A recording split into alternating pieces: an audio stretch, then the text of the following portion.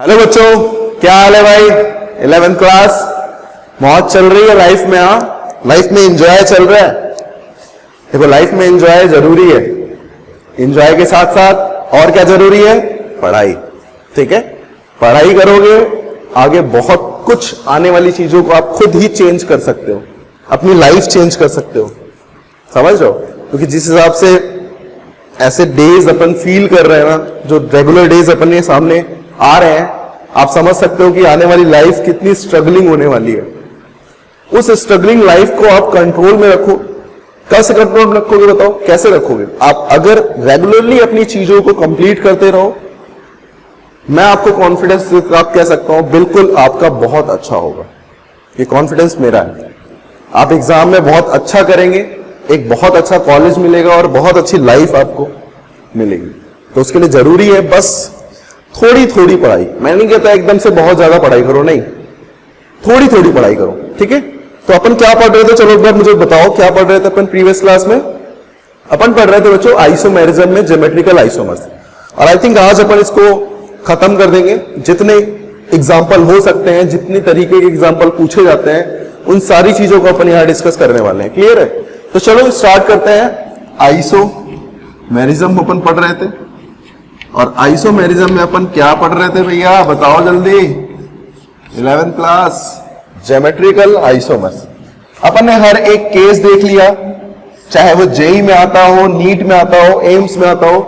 हर एक एग्जाम अपने आप में बहुत इंपॉर्टेंट है, उसे कंपेयर नहीं कर सकते। नीट एक अलग लेवल का एग्जाम है, बहुत ज्यादा टफ एग्जाम होता है। जेई एक अलग लेवल का एग्जाम है, अच्छा खासे क्वेश्चन आते हैं उसमें। तो अपन यहां पर सारी चीजें कवर करेंगे कि आपको एक भी प्रॉब्लम यहां पर ना हो। क्लियर?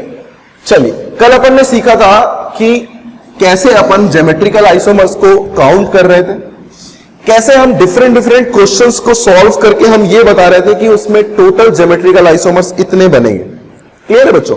तो चलिए इसी तरीके से एक एग्जांपल से शुरू करते हैं, देखते हैं आप कर पाते हैं या नहीं। आपको चीजों को ध्यान क्या रखना है बच्चों, मुझे बताएं। आपको ध्यान ये रखना है कि कभी भी सिमिट्री अगर आ रही है तो आप कौन सा फॉर्मूला लगाएंगे, अगर सिमिट्री नहीं आ रही है तो आप कौन सा फॉर्मूला लगाएंगे। क्लियर? तो इस तरीके से अपन शुरू करेंगे। तो चलिए मुझे बताएं यहां पर टोटल ज्योमेट्रिकल आइसोमर्स कितने होंगे। चलिए सॉल्व करें, बताएं मुझे यहां पर टोटल ज्योमेट्रिकल आइसोमर्स कितने होंगे। सबसे पहले क्या देखना है बच्चों, कंपाउंड सिमेट्रिकल है या अनसिमेट्रिकल है। मैंने आपको बताया था अनसिमेट्रिकल है तो क्या लगाते हैं, 2 की power n, where n is stereogenic centre. Clear? अगर सिमेट्रिकल होता है तो वहां हम स्टीरियोजेनिक सेंटर को काउंट करते हैं। अगर वो इवन है तो उसका अलग फॉर्मूला था, अगर वो ऑड है तो उसका एक अलग फॉर्मूला था। अपने को सारी चीजें याद है, ये मैं मान के चल रहा हूं। क्लियर है? तो चलिए मुझे बताएं यहां पर क्या ये ज्योमेट्रिकल आइसोमर शो कर रहा है, ये भी शो कर रहा है, ये भी शो कर रहा है, ये भी शो कर रहा है, ये आप देख पा रहे हैं। और आपको ध्यान होगा यहां बीच में से सिमेट्री आ रही है, इसका मतलब n यहां पर क्या है बच्चों, 4 है, इसका मतलब इवन है। और इवन मैंने आपको बताया था कि 2 की पावर n-1 तो आता ही है। इवन 2 से डिवाइड हो सकता है, इसलिए मैं इसको 2 से डिवाइड करके -1 कर रहा हूं। क्या आपको क्लियर हो रहा है? सब चीजें याद आ रही है, सारी चीजें, पुरानी चीजें आपको। चलिए वैल्यू रख दें, 2 की पावर 4 -1, 2 की पावर 3, 4/2 2 और 2 -1 1। कितना आ गया बच्चों? कैलकुलेट करेंगे, आंसर आएगा 10। तो बताएं ज्योमेट्रिकल आइसोमर्स कितने बनेंगे? 10। क्लियर है क्या? क्वेश्चन क्लियर हो गया आपको? यहां पर बहुत अच्छा क्वेश्चन था, क्लियर हो गया क्या? चलिए दूसरा क्वेश्चन करते हैं। अब मैं आपको एक अलग फॉर्मेट में क्वेश्चन कराना चाह रहा हूं, जरा उसको फील करिएगा, क्योंकि कभी कभी ऐसे क्वेश्चन भी पूछे जाते हैं कि आपको वहां पर पूछा जा सकता है कि ये मॉलिक्यूलर फॉर्मूला है और इस मॉलिक्यूलर फॉर्मूला में कितने ज्योमेट्रिकल आइसोमर्स पॉसिबल हो सकते हैं आपको बताने। तो बच्चों बताओ, अगर ज्योमेट्रिकल आइसोमर्स पूछा है इसका मतलब मुझे उसके स्ट्रक्चर्स पता होने चाहिए। स्ट्रक्चर्स पता होने का मतलब है कि स्ट्रक्चर कैसे ड्रॉ करते हैं ये पता होना चाहिए, और ये हमने सीख रखा है स्ट्रक्चरल आइसोमर्स में कि कैसे हम स्ट्रक्चर्स को ड्रॉ करते हैं, चाहे वो साइक्लिक हो, चाहे वो एल्कीन हो, चाहे वो एल्केन हो। इन सबको हम कैसे बनाते हैं, कैसे स्ट्रक्चर ड्रॉ करते हैं, हमने सीख रखा है। डिग्री ऑफ अनसैचुरेशन हमने देख रखा है, कैसे हम इन चीजों को समझते हैं। क्लियर है? आप सबको आती है चीजें। चलिए एग्जांपल करते हैं C4H8। क्वेश्चन है नॉर्मल एल्कीन, या मैं सिर्फ बात करूं एल्कीन की, तो मुझे बताएं सिर्फ एल्कीन में टोटल ज्योमेट्रिकल आइसोमर्स कितने होंगे जिनका मॉलिक्यूलर फॉर्मूला C4H8 होगा। यह क्वेश्चन है, मॉलिक्यूलर फॉर्मूला दे दिया गया, आपसे पूछा गया find the total geometrical isomers in alkene. अच्छा, आपको यह पता चलेगा कि यह एल्कीन बना सकता है या नहीं, क्या आपको यह पता चला? यह हमें कौन बताता है? डिग्री ऑफ अनसैचुरेशन, आपने पढ़ रखा है। क्या होता है formula? C+1 minus H+X-N divide by 2। अगर हम निकालें तो यहां पर फॉर्मूला C क्या था? Number of carbon, number of hydrogen, number of halogen, number of nitrogen. यहां ये नहीं है। C+1 5, 8 divide by 2 4। यहां पर डिग्री ऑफ अनसैचुरेशन कितनी आ गई? 1। ये हमें सॉल्व नहीं करना, ये हमें पता है, ये हमने बहुत अच्छे से सीख रखा है भाई। देखिए ध्यान दीजिए इन चीजों को, ये हमने बहुत अच्छे से सीख रखा है, तो इसे हमें पता होना चाहिए कैसे सॉल्व करेंगे। क्लियर है? चलिए C4H8 में मुझे ये बताओ, जब एक DU है इसका मतलब एल्कीन एक बन सकती है, क्योंकि DU1 में क्या होता है, या तो एल्कीन बन सकती है या फिर साइक्लिक स्ट्रक्चर बन सकता है। तो यहां सिर्फ एल्कीन पूछा है तो हमें एल्कीन ही ध्यान देनी है। अगर एल्कीन ड्रॉ करना है तो पहले मुझे एल्केन ड्रॉ करना पड़ता है, आप सबको मैंने बता रखा है।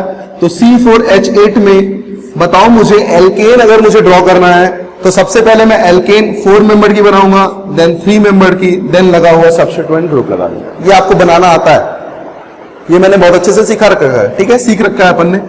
बताओ एल्कीन जोड़ना है तो यहां भी जोड़ सकते हैं, यहां भी जोड़ सकते हैं, यहां करेंगे तो रिपीट हो जाएगा। इसका मतलब बच्चों ये आइसोमर और ये मैं बना सकता हूं। क्लियर है? यहां पर एल्कीन जोड़े तो मुझे बताएं एल्कीन यहां लगाओ या यहां लगाओ या यहां लगाओ, सब आइडेंटिकल है। इसका मतलब बच्चों आइडेंटिकल के मामले में मैं ये बना सकता हूं। अब मुझसे पूछा गया total geometrical isomer. Total geometrical isomers की बात करें तो ज्योमेट्रिकल आइसोमर्स कौन शो कर रहा है? ये। तो यहां पर ज्योमेट्रिकल आइसोमर्स की अगर हम बात करें तो कितना आंसर करेंगे? 2 आंसर करेंगे, क्योंकि ये ज्योमेट्रिकल आइसोमर्स नहीं शो कर रहा है, ये नहीं शो कर रहा है, ये शो कर रहा है सिस और ट्रांस, इसलिए मैंने क्या लिख दिया? 2। क्लियर है? अगर आपसे पूछता टोटल आइसोमर इन एल्कीन तो आपका आंसर होता 4। क्लियर? 2 ज्योमेट्रिकल आइसोमर्स और 2 नॉर्मल आइसोमर। अगर सिर्फ GI पूछता तो आपका आंसर होता 2।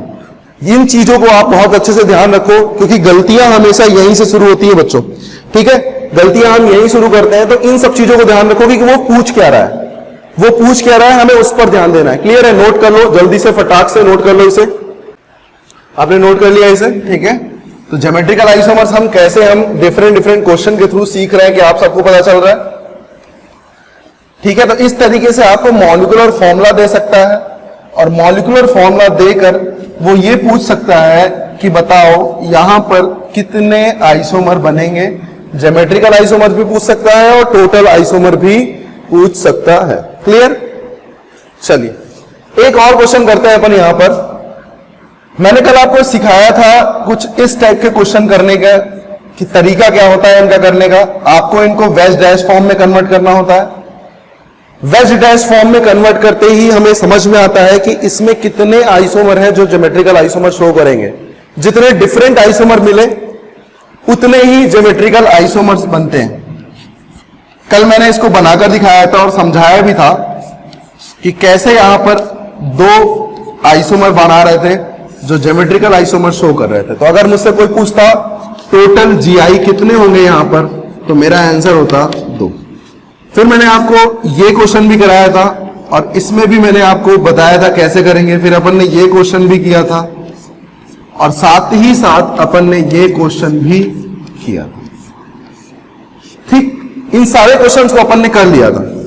अब अगर ध्यान दो तो एक और क्वेश्चन बच जाता है। उस क्वेश्चन में बहुत अच्छा क्वेश्चन है वो, और वो जेई में पूछा गया था। ठीक, जेई में आया था वो क्वेश्चन। क्या था मैं आपको कराता हूं। सेम लेवल का क्वेश्चन है, सेम तरीका है करने का, बस आपको ध्यान रखना है कि रिपीट नहीं होना चाहिए। आपको क्या ध्यान रखना है? चीजें रिपीट नहीं होनी चाहिए। और क्वेश्चन है आपके सामने साइक्लोहेक्सेन, और इसमें पूछा था टोटल ज्योमेट्रिकल आइसोमर। ठीक, क्या पूछा था? Total geometrical isomers. करने का तरीका क्या है मैं आपको समझाऊंगा।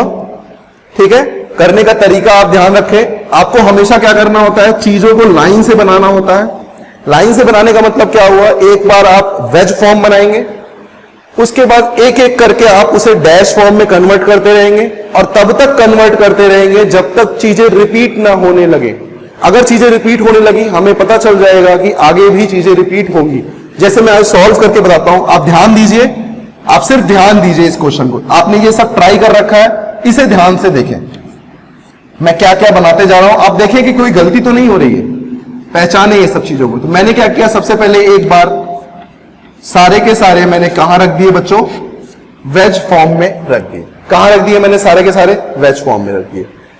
अगर जो ऑप्शन मेरे पास बचता है वो ये बचता है कि अब मैं क्या करूं? किसी एक को डैश में चेंज करूं और बाकी को किस में रहने दूं?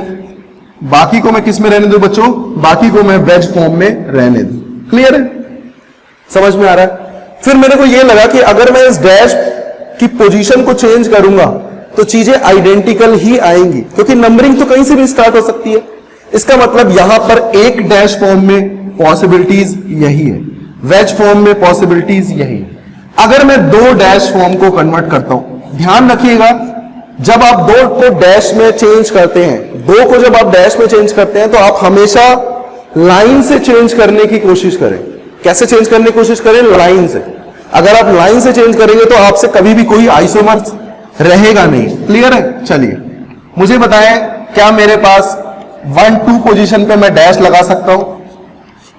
1-2 पोजीशन पे जैसे ही मैंने डैश लगाया तो मेरे दिमाग में ये आया कि जरूरी है 1-2 पे ही रखूं, 1-3 पे भी रख सकता हूं जो कि डिफरेंट बनेगा, मुझे दिख रहा है, और 1-4 पे भी रख सकता हूं जो कि डिफरेंट बनेगा।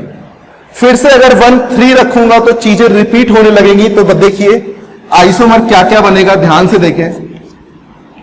डैश फॉर्म को अब मैंने कहां रख दिया? 1-3 फॉर्म में रख दिया। क्लियर है? सब कुछ क्लियर हो रहा है आपको यहां पर? अब मैं क्या करने वाला हूं? 1-4 रखने वाला हूं, और 1-4 को रखते ही बच्चों मेरे पास ये आइसोमर आ जाएगा। ध्यान से देखें, ये सारे आइसोमर्स डिफरेंट है। क्या आपको कोई रिपीट दिखाई देता है? नहीं। इसका मतलब अब सोचें, अगर इस डैश फॉर्म को मैंने यहां रख दिया तो चीजें रिपीट होने लग जाएंगी। क्या आप देख सकते हैं? क्लियर है? इसका मतलब अब मेरे पास ऑप्शन क्या आया? 3 डैश फॉर्म में कन्वर्ट करने का। कितने डैश फॉर्म में? 3 डैश फॉर्म। मैंने बताया जब भी डैश लगाने का, लाइन से लगाने का। क्लियर? बातों को ध्यान रखो बच्चों, जब भी डैश फॉर्म लगाने का, लाइन से लगाने का। क्लियर है? अब मेरे को चेंज करना है। अब चेंज करना है तो कैसे चेंज कर सकता हूं? इस आइसोमर को मैं उठाऊंगा और चेंज कर दूंगा, जिससे कि मुझे पता लग जाए कि हां डिफरेंट आइसोमर बन चुका है। क्या आपको पता लग रहा है कि ये एक डिफरेंट आइसोमर है? बहुत सही, पता लग रहा है आपको ये डिफरेंट आइसोमर है। क्लियर है बात? अब मुझे बताओ, अब क्या कर सकता हूं? क्या मैं इसको यहां रखूंगा तो फिर से 2 डैश एक साथ, देन एक बीच में गैप, देन डैश, क्या सेम ऐसा ही बन जाएगा? क्लियर है? इसका मतलब और कौन सा आइसोमर हो सकता है? सोचो, जितना सोचोगे उतनी ही आपको इंपॉर्टेंस यहां पर समझ में आएगी इस क्वेश्चन की।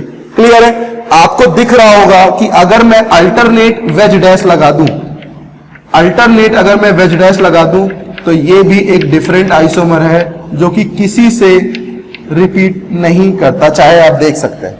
क्लियर है? तो आपको समझ में आया कि अब चीजें रिपीट होने लग गई हैं, तो यहीं पर हमें चीजों को स्टॉप कर देना है। टोटल ज्योमेट्रिकल आइसोमर्स कितने आए काउंट करें तो आपको दिखेगा 3, 6 एंड 2, 8। तो यहां मैं लिख सकता हूं टोटल ज्योमेट्रिकल आइसोमर्स कितने आ गए बच्चों? 8। क्लियर है? समझ में आ गया आपको बहुत अच्छे से? तो इस तरीके से जब आइडेंटिकल, जब मेरे पास ऐसे सिमेट्रिकल कंपाउंड आते हैं तो सिमेट्रिकल कंपाउंड में हम कैसे सोचते हैं ये हमें ध्यान रखना है। आपको हर चीज सोचनी है बच्चों। मैं आपको यहां पर तरीका बता सकता हूं, मैं आपको उसको मेथड समझा सकता हूं, रिलेटेड 1-2 एग्जांपल करा सकता हूं। मैं यहां पर 100 एग्जांपल नहीं करा सकता। लेकिन मैं आपको एक दो एग्जाम्पल से इतना परफेक्ट बना सकता हूं कि आप 100 एग्जाम्पल सॉल्व कर सके। मैं आपको ऐसा कर सकता हूं। क्लियर है? तो देखिए, एक एग्जाम्पल मैं आपको अब देने वाला हूं जो कि थोड़ा सा टफ है, लेकिन इतना भी नहीं कि आप सॉल्व ना कर सके। क्लियर? तो चीजों को अगर ध्यान रखेंगे तो टफ कुछ भी नहीं है। अब मैं आपके सामने क्वेश्चन रखने वाला हूं बच्चों। अभी तक मैंने चीजें सेम रखी थी, अभी तक चीजें मैंने कैसी रखी थी? सेम रखी थी, आइडेंटिकल रखी थी। अब मैं आपको एक अदर एग्जाम्पल कराने जा रहा हूं। यह भी जेईई में पूछा गया क्वेश्चन है, और पूछा गया था अगर मैं यहां पर ए ग्रुप लगा दूं, यहां ए लगा दूं, यहां बी लगा दूं और यहां बी लगा दूं, तो बताओ कितने ज्योमेट्रिकल आइसोमर बनेंगे? ट्राई करना चाहेंगे आप? ट्राई करें इसे। क्या सोचना है? बस ये सोचना है कि जब आप वेज में कन्वर्ट करोगे, देन एक डैश में कन्वर्ट करोगे, तो आप ये ध्यान रखना चीजें रिपीट ना हो, और अगर चीजें डिफरेंट दिख रही हैं तो आप उनको डिफरेंट ही काउंट करोगे, ये ध्यान रखना। तो चलिए शुरू हो जाइए, फटाक से शुरू हो जाइए। बहुत अच्छा क्वेश्चन है, करिए। चलिए मैं आपको अब यहां पर करके दिखाने वाला हूं कि कैसे यहां पर आइसोमर बनाएंगे। क्लियर है? चलिए कैसे बनाएंगे देखिए, ध्यान से देखिएगा। अभी आपको करने की जरूरत नहीं है, आप सीखिए। अभी मैंने सबसे पहले क्या किया, सब को वेज पोजीशन पे रख दिया विद नोटेशन। जो जो नोट है वैसा ही रखा है। ठीक। अब मेरे दिमाग में क्या आएगा, आप अपने दिमाग पे जोर डालो कि मेरे दिमाग में क्या आएगा। मेरे दिमाग में आएगा कि मैं डैश पोजीशन को चेंज करूं। मेरे दिमाग में क्या आएगा, मैं डैश पोजीशन को चेंज करूं। इसका मतलब मैं अब डैश लगाना शुरू करूंगा। मैंने एक डैश लगाया ए पे। ध्यान दीजिएगा, आप यही ध्यान देने वाली चीजें हैं। यहां गलती किए तो क्वेश्चन गलत हो जाएगा। अब मेरे को सोचना है कि अगर इस डैश को चेंज करूं तो इस ए से करूंगा तो कोई फर्क पड़ेगा क्या? सोच के बताइए भाई। फर्क तो पड़ेगा ही नहीं। इस ए को रखूं या इस ए रखूं, किसी भी ए को अगर डैश में रखूंगा तो आपको दिखना चाहिए, मैं आपको यहां बना के दिखा रहा हूं, आपको दिखना चाहिए कि ये आइसोमर और ये आइसोमर दोनों के दोनों सेम है। आपको ये चीज दिखनी चाहिए बच्चों, क्योंकि आप चेंज करोगे तो सारे वेज में आ जाएंगे और एक ये डैश में है तो फिर से वही आ जाएगा। इसका मतलब यहां मैं लिख सकता हूं कि ये दोनों के दोनों क्या है? आइडेंटिकल है। क्लियर बात समझ में आती है? क्योंकि यहां पर देख सकते हो जस्ट मिरर इमेज है और सिमेट्रिकल है। इसका मतलब मैंने आपको बताया था सिमेट्रिकल और मिरर इमेज आपस में क्या होते हैं? आइडेंटिकल होते हैं। तो ये चीजें आपको बताने की जरूरत ना पड़े, आपको पता है कि हाँ चीजें रिपीट हो जाएंगी। क्लियर बात समझ में आती है? चलिए अब सोचिए कि अगर मैं ए को डैश में नहीं रख सकता, ठीक है, क्या मैं बी को भी डैश में नहीं रख सकता? यही सोचने वाली बातें हैं। क्या मैं बी को डैश में नहीं रख सकता? बिल्कुल रख सकता हूं बच्चों, क्योंकि पहले ए डैश पे था, एक ही पोजीशन प्लेन के नीचे थी, बाकी तीनों की ऊपर थी, लेकिन तीनों में तीनों सेम नहीं थे, दो डिफरेंट थे, एक सेम था। सिंपल सी बात है। अगर मैं इसको सोचिए बी को नीचे रखता हूं प्लेन के, इसका मतलब अब ए और ए वेज में होंगे जो कि इससे डिफरेंट होगा या नहीं होगा? तो यही चीजें हमें ध्यान रखनी है। तो मुझे समझ में आया कि यहां पर अगर मैं बी को डैश में रखूं तो ये एक डिफरेंट आइसोमर बनेगा। क्या क्लियर बात समझ में आती है? थोड़ा अच्छा क्वेश्चन है, थोड़ा अच्छा लेवल है, एडवांस में पूछा गया था इंटीजर में। ऐसे क्वेश्चन इंटीजर में पूछे जाते हैं जो सीधे मार्क्स देते हैं आपको, तो आपको आना चाहिए। बहुत इजी है, मैं आपको सिखा के ही छोड़ने वाला हूं। क्लियर है? चलिए अब मुझे बताइए, अब आपके दिमाग में चलेगा, अब आपके दिमाग में चल रहा होगा अगर मैं इसे डैश में रखता हूं तो चीजें रिपीट हो जाएंगी। अब समझ में आ गया। अब आप बताओ यार, अगर मैं अब एक डैश की कहानी खत्म करूं तो अब मैं दो डैश की कहानी शुरू करूंगा, और दो डैश की कहानी शुरू करते ही मैं लाइन से रखूंगा, और लाइन से रखने का मतलब मैं किसको डैश में रखूंगा? ए और ए को रखूंगा। क्लियर? अब किसी ने कहा कि ए और ए को तो रख सकते हो, ए और बी को भी रख सकते हो। बिल्कुल रख सकते हो, रख सकते हो तो रख दो। क्या ये डिफरेंट आइसोमर है? बिल्कुल डिफरेंट आइसोमर है बच्चों। ध्यान से देखते रहे, एक क्वेश्चन समझ में आ गया तो ऐसे 100 क्वेश्चन आप सॉल्व कर सकते हैं, इसीलिए ध्यान देना बहुत जरूरी है। क्लियर? अब सोचिए, क्या ये ए बी डैश इस ए बी डैश से डिफरेंट होगा या नहीं होगा? सोच के बताएं आप, डिफरेंट होगा या नहीं होगा? सोचें, यही सोचने वाली बातें हैं। ये सोच ले गए, माइंड आपका खुल जाएगा। आप हमेशा बना सकोगे आइसोमर, आपको कोई फॉर्मूले की जरूरत नहीं है, इन सब चीजों में फॉर्मूला लगाना भी नहीं है बच्चों। क्लियर?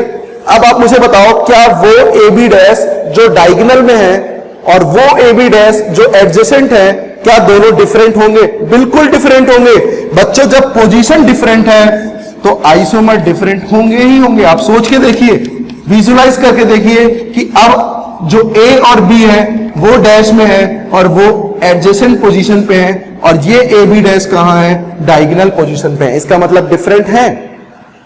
अब आपको दिमाग लगाना है, दो डैश की कहानी खत्म।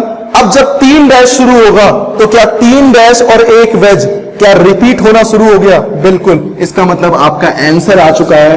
टोटल ज्योमेट्रिकल आइसोमर्स कितने होंगे? काउंट करके बताएं तो यहां आएंगे 6 आइसोमर। क्या आपको चीजें बहुत अच्छे से समझ में आ चुकी है मेरे ख्याल से? अब आपको, मुझे लगता है कि इससे ज्यादा यहां पर सिखाना सही नहीं है। ये बहुत परफेक्ट हो जाने वाला चीजें हो गई अब, जो आपको अब हमेशा याद रहेंगी। आप इनकी प्रैक्टिस करें, आप इनके क्वेश्चंस देखें, प्रीवियस ईयर के क्वेश्चंस देखें, जेई के, एम्स के, नीट के, तो आपको समझ में आएगा कि कैसे क्वेश्चन वहां पूछे गए हैं। जिस तरीके से मैंने यहां पढ़ाया है, आप वैसे ही क्वेश्चन वहां पर पाएंगे। क्लियर है? अब मैं आपको थोड़ा सा कुछ इंपॉर्टेंट चीजें बताने वाला हूं, और इसमें सबसे इंपॉर्टेंट चीज है ज्योमेट्रिकल आइसोमर्स में फिजिकल प्रॉपर्टी।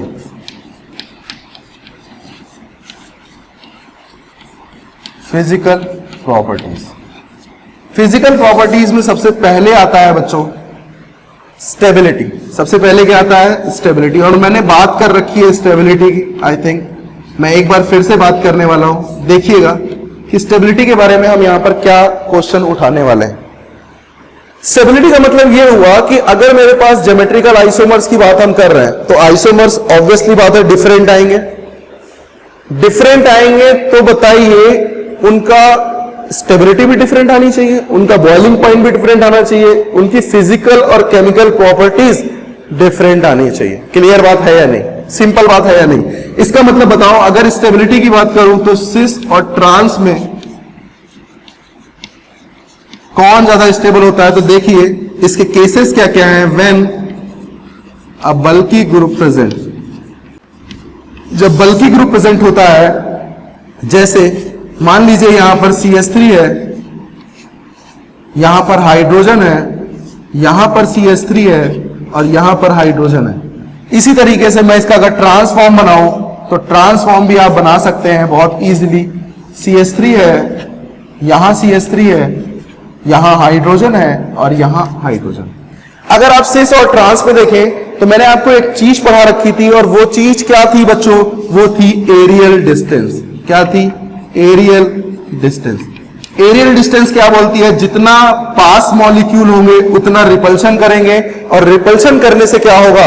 रिपल्शन करने से होगा बच्चों स्टेबिलिटी डाउन हो जाएगी। स्टेबिलिटी क्या हो जाएगी? डाउन हो जाएगी। क्लियर? समझ में आ गया? यहां पर ध्यान दें, लाइट की थोड़ी प्रॉब्लम हो गई यहां पर, ठीक है, कोई बात नहीं, ध्यान दें। अगर मैं यहां पर बात करूं एरियल डिस्टेंस की, तो मुझे बताएं सिस और ट्रांस में एरियल डिस्टेंस सिस की क्या होती है? छोटी होती है, और ट्रांस की क्या होती है बच्चों? बड़ी होती है। जितना दूर होंगे उतना ही कम रिपल्शन करेंगे और स्टेबिलिटी भी क्या होगी? ज्यादा होगी। तो बताइए सिस और ट्रांस की स्टेबिलिटी में किसकी स्टेबिलिटी ज्यादा होगी? ट्रांस। सिंपल। अगर मैं इसी चीज को थोड़ा सा और अच्छे से देखूं, अगर मान लीजिए व्हेन अट्रैक्शन इज प्रेजेंट,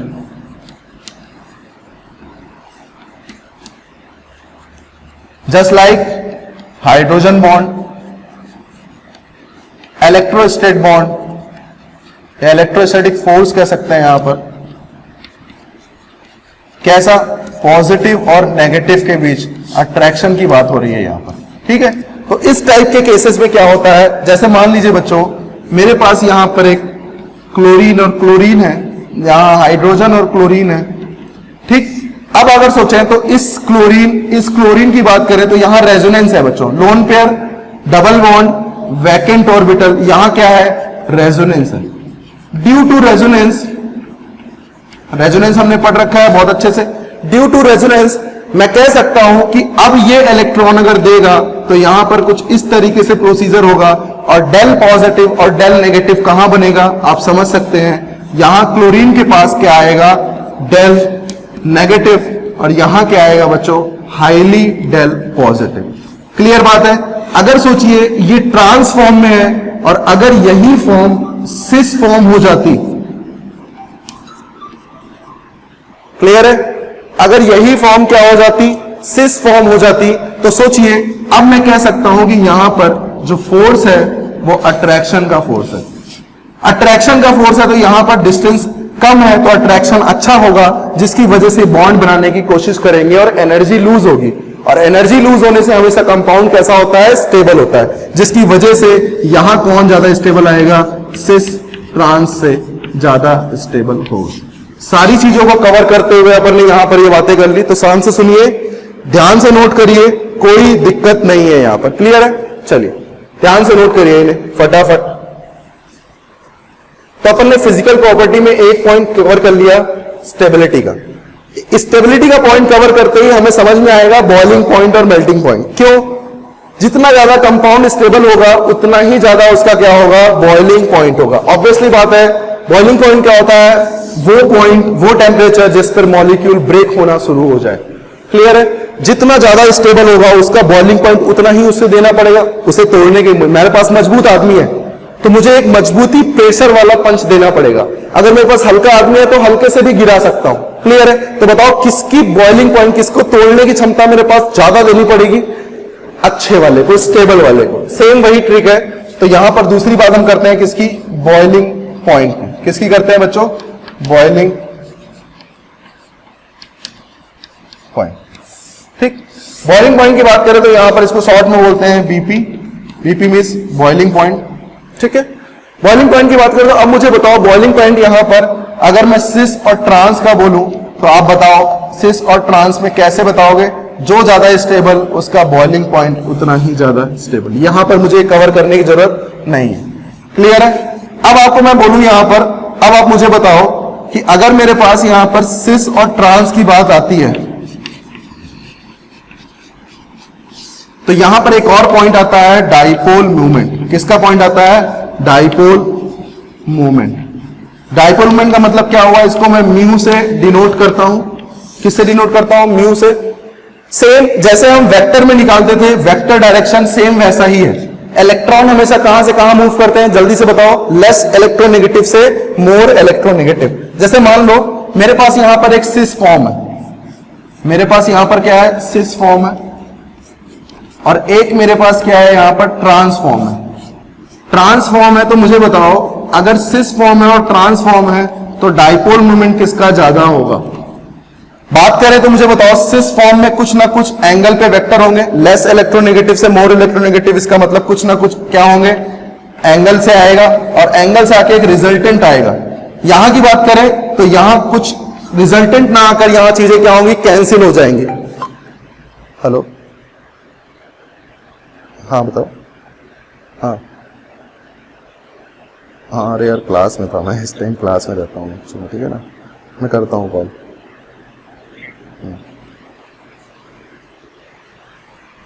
ठीक है, तो यहां पर मैंने क्या देखा बच्चों, यहां पर मुझे बताया यहां सिस फॉर्म और यहां ट्रांसफॉर्म। क्यों मैंने ऐसा देखा, क्योंकि वेक्टर डायरेक्शन की बात करें तो वेक्टर डायरेक्शन में हमेशा लेस इलेक्ट्रोनेगेटिव से मोर इलेक्ट्रोनेगेटिव इलेक्ट्रॉन जाते हैं, और लेस इलेक्ट्रोनेगेटिव से मोर इलेक्ट्रोनेगेटिव जा रहे हैं। तो रिजल्टेंट बताओ, रिजल्टेंट कैसे देखते हो, रिजल्टेंट होता है एक वेक्टर डायरेक्शन का एडिशन। वो क्या होता है बच्चों, mu is equal to μ1 square plus μ2 square plus 2 μ1 μ2 cos theta. ठीक, तो यहां पर ये चीजें आप ध्यान रखो, आपको बहुत अच्छे से क्लियर हो जाएगा। यहां रखते ही आपको समझ में आएगा कि यहां पर सिस की जो डाइपोल मोमेंट है वो ट्रांस से क्या होगी, ज्यादा होगी। आप सब सॉल्व कर सकते हैं, चीजों को समझ सकते हैं और मुझे बता सकते हैं कि यहां पर किसका डाइपोल मोमेंट क्या होगा, ज्यादा होगा।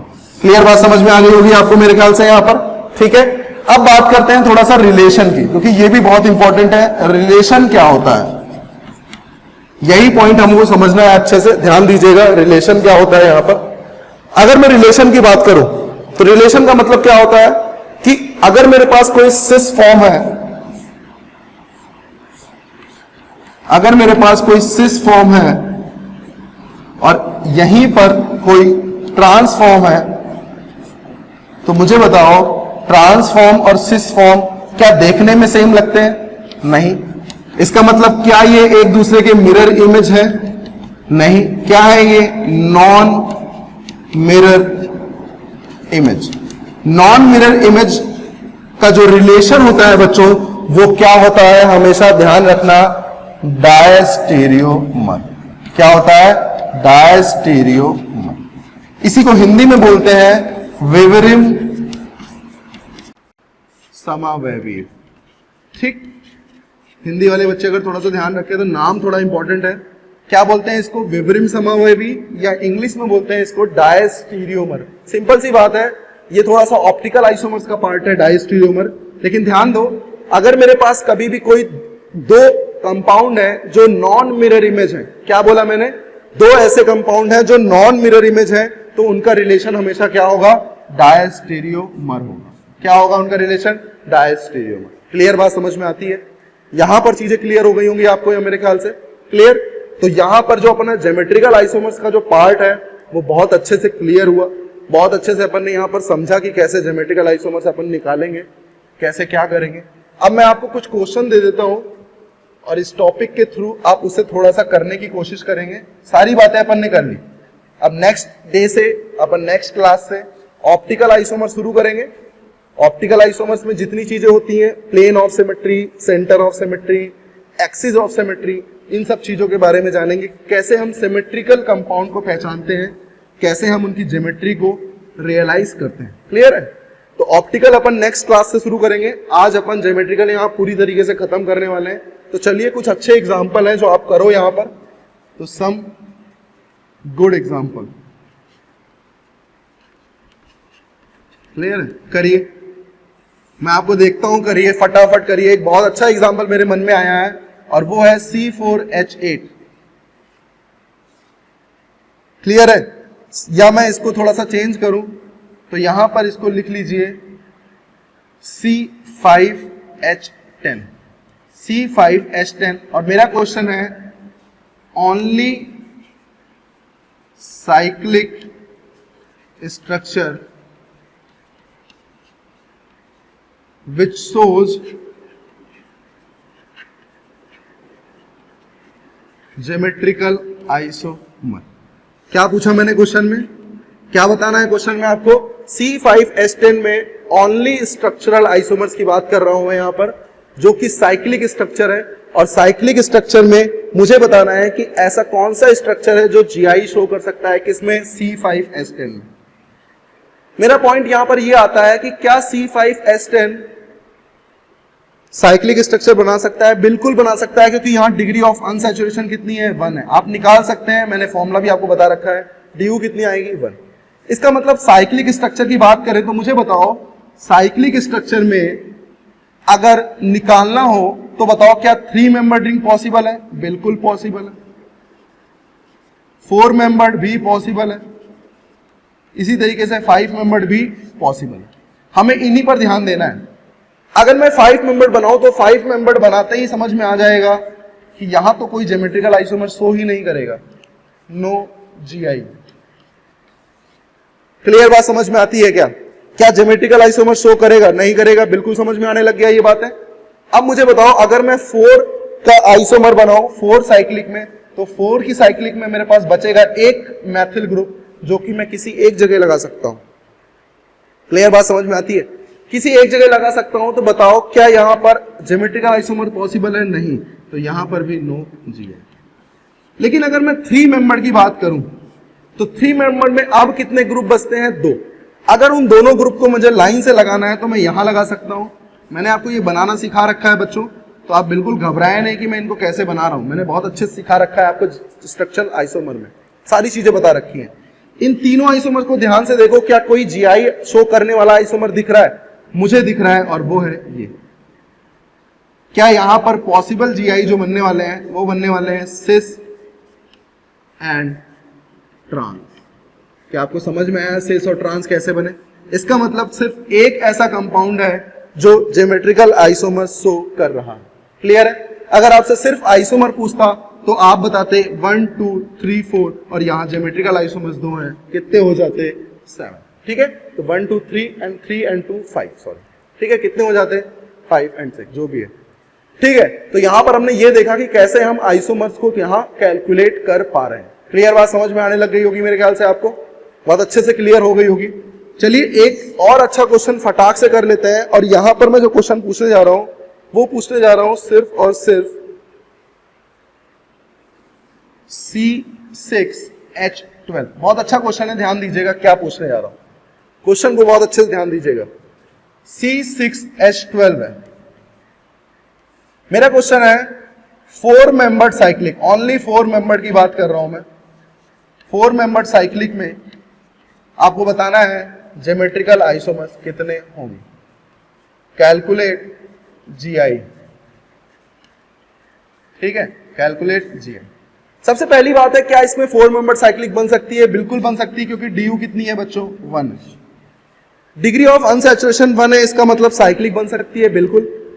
अब 4 मेंबर की बात करें तो 4 मेंबर में बताओ, क्या मेरे पास बचे हुए 2 ग्रुप हैं, इनको मैं ऐसे लगा सकता हूं, ऐसे लगा सकता हूं, ऐसे लगा सकता हूं और ऐसे लगा सकता हूं। अब आप मुझे देखकर बताओ कि आपको कौन से आइसोमर्स दिख रहे हैं जो ज्योमेट्रिकल आइसोमर शो कर रहे हैं। मुझे देखकर बताओ ऐसे कौन से आइसोमर दिख रहे हैं जो ज्योमेट्रिकल आइसोमर शो कर रहे हैं। क्या ये दिख रहा है? नहीं। क्या ये दिख रहा है? नहीं। क्या ये दिख रहा है? बिल्कुल सही जवाब। क्या ये दिख रहा है? बिल्कुल सही। क्या ये दिख रहा है? बिल्कुल दिख रहा है, क्योंकि मुझे पता है सिर्फ 1 2 ही नहीं 1 3 भी GI शो करते हैं, बस यहां पर कोई ग्रुप नहीं होना चाहिए। तो बताओ, अगर बनाना चाहूं तो मैं बना सकता हूं सिस एंड ट्रांस, और उसी तरीके से मैं यहां अगर बनाना चाहूं तो यहां पर भी बना सकता हूं। कैसे? सिस और ट्रांस। तो मैं कह सकता हूं यहां पर ये 2 कंपाउंड हैं जो ज्योमेट्रिकल आइसोमर शो करेंगे। तो अगर कैलकुलेट GI बोलता तो 2 इसके और 2 इसके, टोटल कैलकुलेट करके हम बोल सकते थे 4 आइसोमर। क्लियर है? समझ में आ गई होगी आपको सारी बातें। तो इसी तरीके से अपन ने यहां पर कवर किया ज्योमेट्रिकल आइसोमर। क्लियर है? तो ज्योमेट्रिकल आइसोमर से रिलेटेड सारे प्रॉब्लम्स कर लिए, सारी चीजें हमने कवर कर ली। इससे बाहर एग्जाम में नहीं पूछेगा, बोर्ड में नहीं पूछेगा, किसी भी एग्जाम में इससे बाहर नहीं आना। क्लियर है? तो बताओ, ज्योमेट्रिकल आइसोमर समझ में आ गया भाई अच्छे से? क्लियर? तो जितनी ज्यादा प्रैक्टिस करोगे उतना ज्यादा अच्छा होने वाला है। क्लियर बात समझ में आ गई आपको यहां पर? तो देखो बच्चों, आज अपन ने ज्योमेट्रिकल खत्म कर लिया। इसी तरीके से अपन एक दिन आएगा अपन ऑप्टिकल खत्म कर लेंगे, और एक दिन आएगा अपन ऑर्गेनिक भी कवर कर लेंगे। क्लियर है बात? समझ में आ रही है मस्त एकदम? तो अब अपन को यहीं पर अलविदा लेना चाहिए, और चीजों को कवर करते रहो, मस्त पढ़ते रहो, जितनी तैयारी कर सकते हो उतनी करते रहो। सोर्सेस की कमी कहीं नहीं है, बस आपका मन इतना ज्यादा गहरा है, इतना ज्यादा गहरा है, जितनी गहरी चीजें डालोगे ना, जितनी चीजें डालोगे आप इसके अंदर, वो सब ये मन बसा लेगा। तो आपका मन इतना गहरा है, बहुत ज्यादा मन गहरा है आपका, देख लो आप। तो आपको सारी चीजें सीखनी है, सारे कॉन्सेप्ट सीखने हैं, और सारे सब्जेक्ट्स को साथ लेकर चलो बच्चों। ये नहीं कि आप सिर्फ केमिस्ट्री में पढ़ रहे हो, ऑर्गेनिक केमिस्ट्री ही पढ़ रहे हो, नहीं, आप मैथ्स भी लगाओ, आप बायो भी पढ़ो। जो मेडिकल वाले हैं वो बायो पढ़े, जो मैथ्स वाले हैं वो मैथ्स पढ़े। फिजिक्स बहुत इंपॉर्टेंट है, मैं अभी भी कह रहा हूं। तो चीजों को रिवाइज करते रहो, और अपन इसी तरह मिलते रहेंगे नेक्स्ट क्लास में। ओके बच्चों, बाय बाय।